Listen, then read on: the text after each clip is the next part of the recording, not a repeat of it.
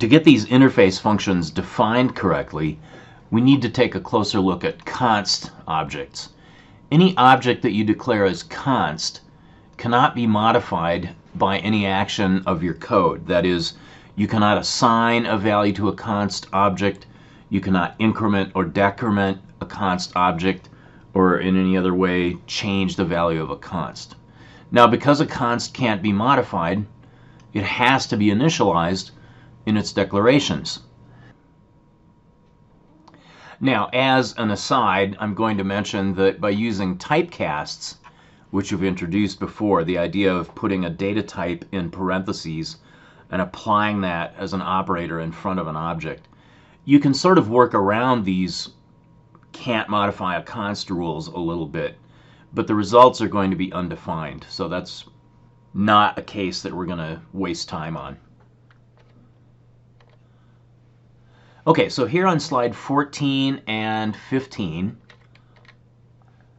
we're taking a look at some const objects.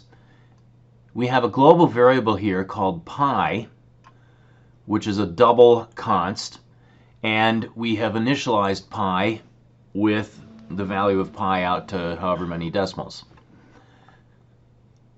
In the next statement, we're attempting to define e as a double const, but because we have not specified any initial value for e, and because once e has been created we will not be able to change its value later, this is flagged by the compiler as an error. When the main function gets called, if I attempted to assign a different value to pi, that would be flagged as an error. Alright, next we have a non-const object. N1 is a CL node. It has character A as its data part and the null pointer, 0, as its next part. N1 is not const, and so I can easily change n1.data to z with an assignment. But in this next code, the red code here, N2 is a CL node that is constant. The data is capital B. The next pointer is 0 or null. If I were to attempt to change the data of N2, that would be flagged by the compiler as an error. Alright, P1 is a pointer to a CL node. There's no const in this declaration anywhere. So P1 is pointing at a CL node that can be changed. Initially, P1 is null pointer, but because P1 is not const, it's totally fine for me to take the address of a non-const object like N1 and store that address into P1. And then indirectly through P1 I can change the data member of the object N1 to capital S. So that's all fine. We have a pointer to a CL node containing the address of a CL node, and I can change the data indirectly through that pointer. Now, because N2 is a CL node const, if I attempted to take the address of N2 and assign that address into P1, this would be an error, because ampersand of N2 is the address of a CL node const. That is, the data type is pointer to CL node const, and if I were to take that address and store that into a pointer to CL node, I would in effect lose the constness, and P1 could be used to try to indirectly change the data member within the object N2. Alright, so an assignment such as this that gives away constness or loses constness is not going to be allowed. At the top of slide 15, P2 here is declared as a pointer to a CL node const. That can contain the address of a CL node const without any problem. Of course, I can't indirectly change the data member of the node that P2 is pointing to because P2 is pointing to a const. However, I can access the value of the data member of the object that P2 is pointing to. That works fine. It's also fine to take a pointer to a CL node const and store into it the address of a CL node that's not const. Now, why is this allowed? Why can I change the value of P2? Let's look again at the declaration of P2 carefully. And I'm reading this from right to left. P2 is a pointer to a CL node constant. What that means is that P2 contains the address of a CL node which is constant. P2 itself is not a constant. P2 can be modified, so it is okay to say P2 gets the address of some other CL node. Now, the fact that N1 is not a CL node constant is okay, because here, rather than losing constness or giving away constness, we're sort of adding constness through this pointer of P2 when we view and we look at N1. All right, so because P2 is pointing at a CL node which is constant, if I were to attempt to say P2 arrow data gets a capital C, well, even though the underlying object N1 that P2 is pointing to is not constant, the compiler will flag this as an error, because from the perspective of P2, the CL node that P2 is pointing to is a const. So that would not be allowed. All right, so we've taken a look at a CL node object that is not const and a CL node object that is const. We've also taken a look at a pointer to a CL node that is not const and a pointer to a CL node that is const. You can assign the address of a non-const to a pointer to a const. That will work okay. But you cannot assign the address of a const to a pointer to a non-const. That's an attempt to give away constness, and that's flagged as an error. Okay, so now that we know more about const, we're ready to take a look at the naming conventions and parameter types and return types of the 4 different categories of interface functions. So we'll take a look at slide 16. Okay, so here we go. For a given linked data structure type, we're going to need functions that make new data structures. We're going to need functions that access linked data structures but that don't modify the data. We're going to need functions that do modify the data within the linked data structure, but that do not modify the actual shape of that data structure. And finally, we're going to need functions that do modify the shape of the data structure. So you can come up with your own naming convention. The importance of the naming convention is that it makes sense to users, that is, other programmers using your interface, and that it be very consistent. So for the make functions, we're going to have the name begin with mk underscore, and of course the function is going to return a header node, that is the node that's at the front or the top or the edge of the data structure being created. That's going to be a pointer to whatever type of node the data structure is constructed from.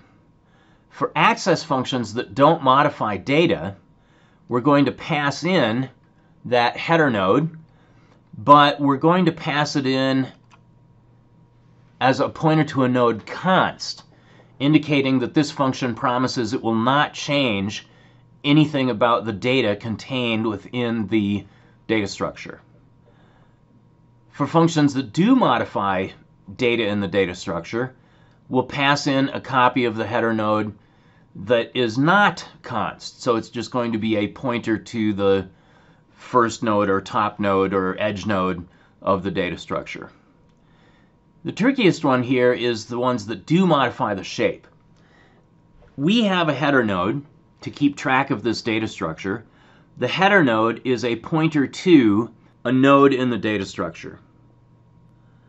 Now, previously when we looked at the swap function, we saw that in order for swap to be able to change values in the main function, what we needed to do was to pass the addresses of those objects in main into the swap function. The same thing is going to be true here.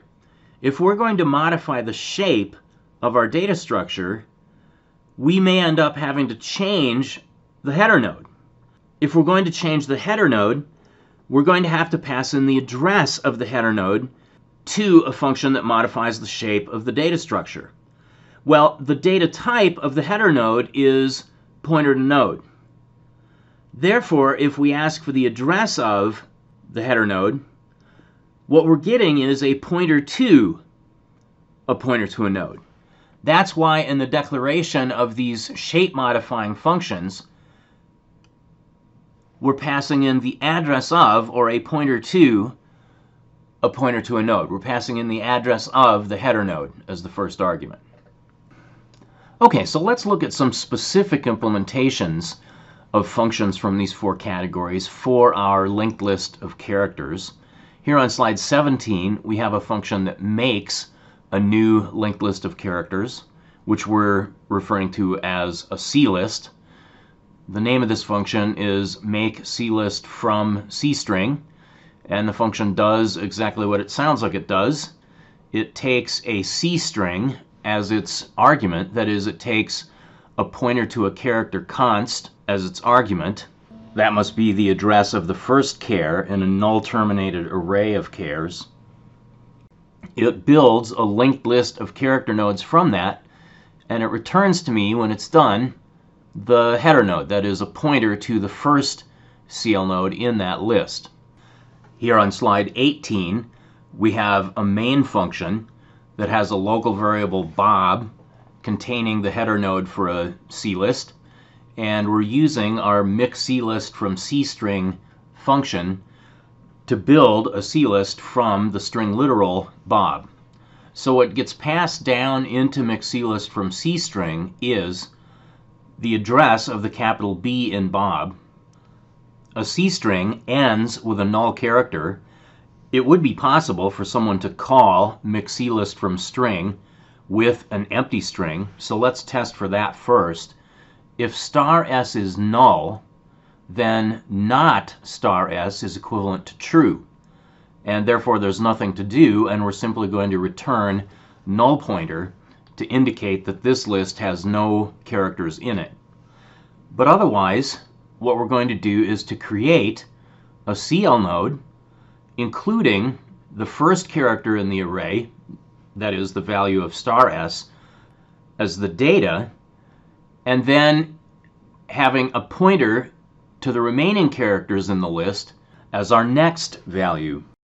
Well, we already have this function, mix CList from CString, that claims to know how to build a CList from a CString, and we can call that function recursively by passing the argument s plus 1 into mix CList from CString. All right, we've used up the initial char that s is pointing to, and so now in the recursive call we want to pass in a pointer to the next char. If the argument really is a C-string, then we will eventually reach the null character and this recursion will stop. So here I've drawn a diagram on slide 18 showing what is happening in memory when this mix CList from CString function returns. And the pointer variable bob is therefore initialized to point to the first char in the CList. The value that gets passed in as the argument is the address of the capital B in bob. Since that's not null, we're not going to return null pointer. We are instead going to return a new CL node in which capital B is the data, and the next pointer is a pointer to the remaining characters in the list. Okay, so when mix CList from CString gets called recursively, this time we're passing in a pointer to the little o. Little o is not null, so we're going to return a new CL node containing little o and a pointer to the rest. In that recursive call, s plus 1 is pointing at the little b, so we pass in the address of the little b. That's not null, so we return a new CL node containing the little b and mix CList from string of s plus 1 again. Now, s plus 1 at this point is pointing at the null character.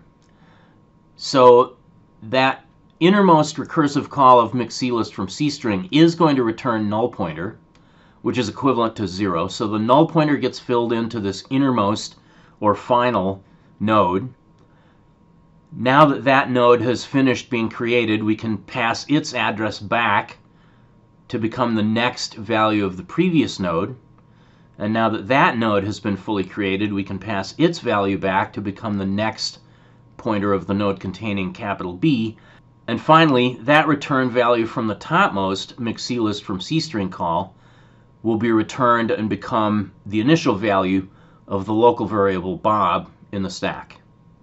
So we have a string literal and static data. We have a 3-node list of chars in the heap.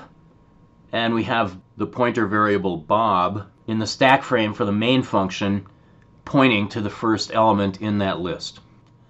Next, on slide 19, we have a couple of functions that access the CList without modifying it. Consequently, our parameters here are declared as pointers to CL node consts. CL is the parameter name in each case. CList size tells me how long the list is.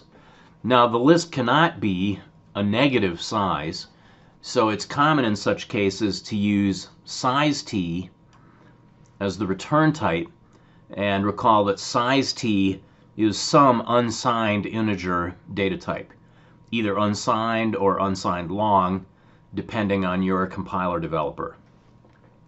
In here, we're simply setting a variable size initially to 0, and we're looping through the list using a for loop. This is very similar to what we did in a previous lecture, so I'm not going to repeat all the steps here. But we're adding 1 to the size for each node that exists in the list, and when we're done, we're going to return that size. CList display to cout is very similar. It also takes a pointer to a CL node const. It returns void. It does not return anything. And it uses a similar kind of loop, this time to display the data values within each node. So in a test program, as shown here on slide 20, we're going to first make CList from CString. Therefore, the pointer variable Bob is pointing at the first node in a list of 3 character list nodes. CList display to cout of Bob will simply display capital B, little o, little b. Notice that there's no new line character after that being displayed. So after capital B, little o, b will be space contains, then the return value from CList size, which will be 3, and then space characters. So the output will look like Bob contains 3 characters. Now on slide 21, we have a function that does modify the data, but that does not actually change the shape of the list. Therefore, we're passing in, as our parameter CL, a pointer to a CL node, but we've left out const because we do actually, at least potentially, want to change one or more of the CL nodes that make up this list. This function is called CList to uppercase, and what it does is loop through all of the nodes in the list in the same way that the previous 2 examples did. We're assuming here that we are on an ASCII character set machine. It turns out that in an ASCII character set machine, all of the lowercase letters are sequential and there aren't any gaps. So if I test whether little a is less than or equal to the current node's data, and the current node's data is also less than or equal to little z, if that's true on an ASCII machine, that implies that CL arrow data is a lowercase character. Now, the uppercase letters are likewise sequential without any gaps, and so I can use a trick on an ASCII machine of subtracting from the value of the lowercase letter the difference between the little a and the big A. Little a in particular in ASCII has a value of 97. Big A has a value of 65. So in effect, what we're doing is subtracting 32 from each lowercase letter to give us the equivalent uppercase letter. Okay, so this only works on an ASCII machine, and it's another illustration of the fact that char objects in C++ are just small integer values, really, that you can do arithmetic on. If you're not using an ASCII character set, then to do this in a more portable way, you can use a standard library function called toUpper. In order to call toUpper, you need to include a header named cctype. All right, so whichever implementation you use, this will convert the lowercase letters in a C list to uppercase. Here we have a test program on slide 22. We first create our list of 3 nodes, capital B, little o, little b, and display that with a new line. Then we convert to uppercase. Now the capital B is not a lowercase letter, so it's unchanged. But the little o is a lowercase letter, so it gets changed to a capital O. And the little b is a lowercase letter, so it gets changed to a capital B. Consequently, when we call CList display to cout a second time, now we get BOB in all caps. Finally, we're going to look at an example of a function that does modify the shape, and in particular, this is a very important function that deletes the entire CList when we're done using it. We should always be careful whenever we allocate stuff in the heap to clean that stuff up and deallocate that memory after we're done using that memory so that it can be used for other purposes as the program continues running. The name of this function is CListDelete, and notice that its argument, whose parameter name is p_cl, is declared as a pointer to a CL node. Because we're going to want CListDelete to be able to change the CL node pointer that is the header node for our list. Let's take a look at a main function to make this more real. Here on slide 24, we have a main function that's calling make CList from CString with the string literal Bob, and the pointer variable Bob is going to be the header node pointing to that list of 3 CL nodes. We're going to display that list. CList display to cout will display capital B, little o, b on the screen. We're also displaying a new line at the end of that. Now, we want to get rid of that entire list. That means, among other things, that we want Bob to contain a null pointer, so that if we then use Bob with any other CL node interface functions, those functions will be able to recognize that that list is now empty. So in order to change Bob, the pointer variable Bob, we're passing the address of Bob down to CListDelete. That's why when we look at the implementation for CListDelete, the data type of this parameter, which we're calling p_cl, pointer to a character list, the data type is pointer to CL node, right? Bob is a pointer to a CL node, but p_cl, which is receiving the address of Bob, is a pointer to CL node. Now, let's walk through and see how this algorithm actually works. I'm going to display what's going on in memory after mxCList from CString has been performed, and the first CList display to cout has been performed, although we won't show the output on the user screen. All right, so here's what we have. Bob, in double quotes, is a string literal stored in the static data area. It's an array of 4 chars with a null char as the last one. And we know that mxCList from CString of that string literal Bob is going to result in a character list of 3 CL nodes in the heap, with capital B for the data of the first one, and then little o as the data for the second one, and little b as the data for the third and final one. The address of the first node is passed back by mxCList from CString, returned by mxCList from CString, and that becomes the initial value of the pointer variable Bob in main. Now we're going to call CList delete with the address of Bob. Calling the CList delete function means that we're going to get a stack frame set up for the CList delete function, and the parameter variable within the CList delete function, whose name is p_cl, is going to be initialized with the address of main's pointer variable Bob. So here's what that looks like. There we go. So CList deletes stack frame gets set up. It has a parameter p_cl, and that variable contains the address of the variable Bob back in main. Now, in a nutshell, what we want to do in this algorithm is, while there are characters remaining in this list, we want to point past the current character to the next character and delete the character that we just skipped over. When we've done all of that, we will end up with the header node, the pointer variable Bob in main, containing null pointer or 0, and all of these 3 CL nodes in the heap having been deallocated. So let's step through this carefully and see what's happening. All right, so PCL is this pointer. It is pointing at the variable Bob.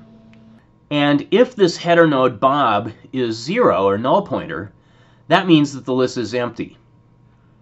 But at the moment, star PCL, okay, which is the header node Bob, is not 0.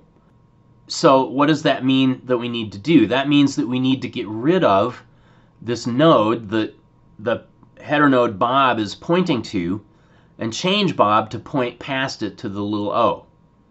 We can't literally do it in the order that I just described. We have to do it in a slightly more careful order. But here's what we're going to do. We're going to say, let's set up a pointer to CL node called temp that keeps track of the address of this first node containing the capital B. That is, temp is going to be initialized with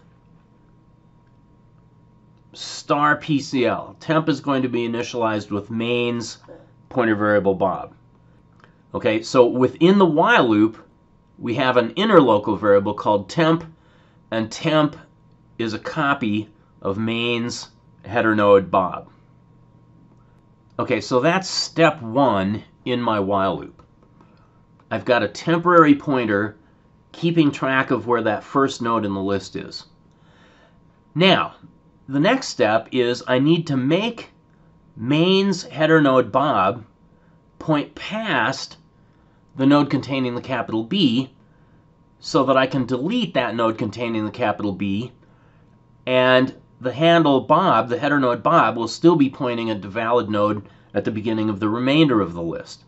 That's what this star PCL gets star PCL arrow next is up to. Okie dokie. So PCL is pointing at Bob. Star PCL is therefore Bob.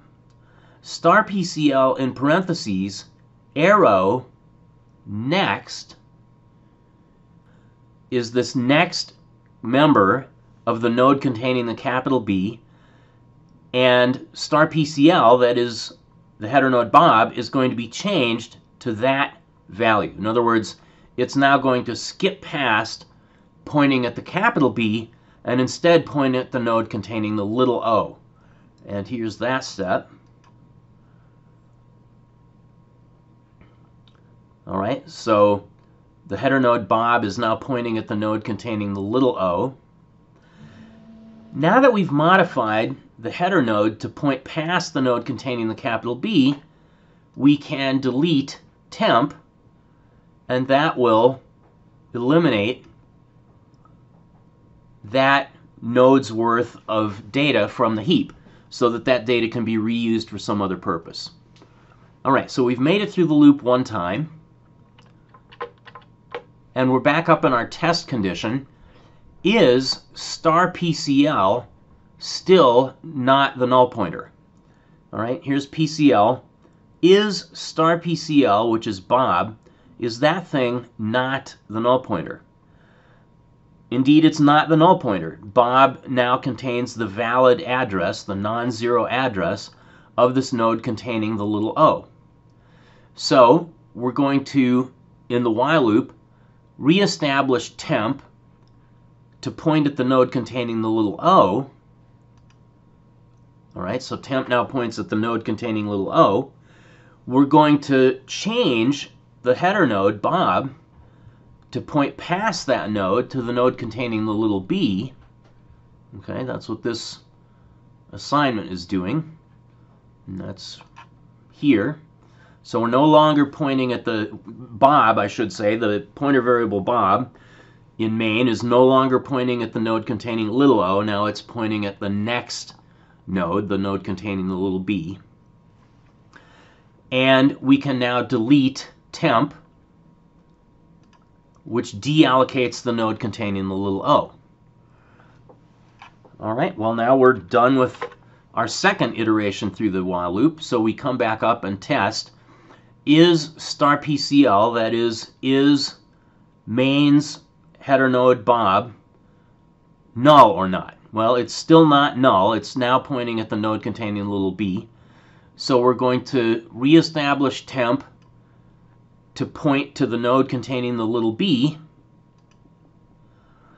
We are then going to modify Bob, star PCL, to the next member of the node that Bob is currently pointing to, and that is 0. So now we have this situation. Bob is no longer pointing at any node. Bob now contains 0. We can delete temp. So now that third node has been deallocated from the heap. And now when we test our condition in the while loop, star PCL, that is the header node Bob, is null, and the while loop is done. When CList delete returns, we're back in this situation now. The stack frame for CList delete is gone. CList deletes P underscore CL and temp variables no longer exist. Bob, back in the main function, now contains a null pointer. And then the heap, no data is allocated. All right, so we have successfully cleaned up the data in the heap, and we have correctly reestablished the header node Bob with a null pointer. So now if I call CList display to cout Bob, CList display to cout will work correctly. Let's step backward and take a look at that function again. All right, here's CList display to cout. A null pointer is being passed in, and in the for loop, because the test immediately fails, nothing happens. And so we correctly get no output from CList display to cout when we attempt to display an empty list.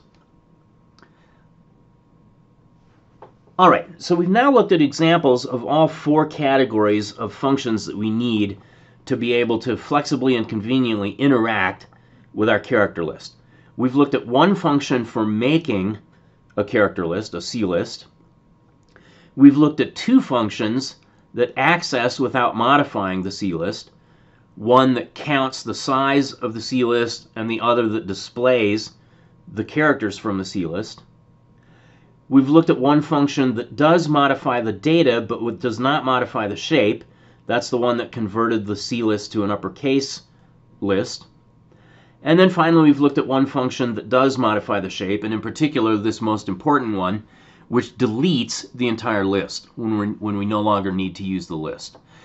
Obviously we can now come up with lots and lots and lots of additional functions for making CLists from other kinds of data, for accessing things about the CList in various ways, for modifying the data contained within the CList without changing the shape, and also to modify the shape. For example, if we wanted to add another character to the end of the list or to insert a character at the front of the list, Those would be examples of functions that modify the shape of the list that fall in category 4. All right. So that gets us to the end of our illustration of implementing some interface functions for making dealing with a list of characters more convenient for an application developer who wants to use this data structure. Here on slide 25 is actually a repetition of something I had said previously. A struct you can think of as being just like a bag of data. A class is a higher level thing built on top of a struct, and we'll get into classes in chapter 14 after we have had a look at binary search trees. One other little convenience that I just want to mention briefly, now that we know about const, is you can use const to define yourself a much more convenient token to stand in place of string : npos if you're using something like the find method to search for a character or a substring within a string object. People don't like to type string : npos, and so a lot of people just look up in the header what string : npos is defined as for their particular compiler. Often it turns out to be -1, but that isn't necessarily the case. And so people will start saying things like s.findx is equal to -1. That's a very bad habit to get into, because if you migrate your code to a different compiler, the other compiler may use some other definition for string : npos. Still, it's completely reasonable not to want to type that mess. So a common trick is to define a const named npos in all caps, whose data type is size t, because that is the data type for string : npos, and whose value is whatever string : npos is. So having defined that const, you can now use npos in all caps, which is both shorter to type and which stands out better in your code.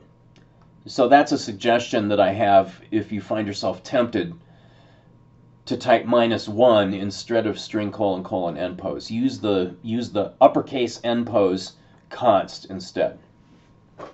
Alrighty, well that is lecture 12.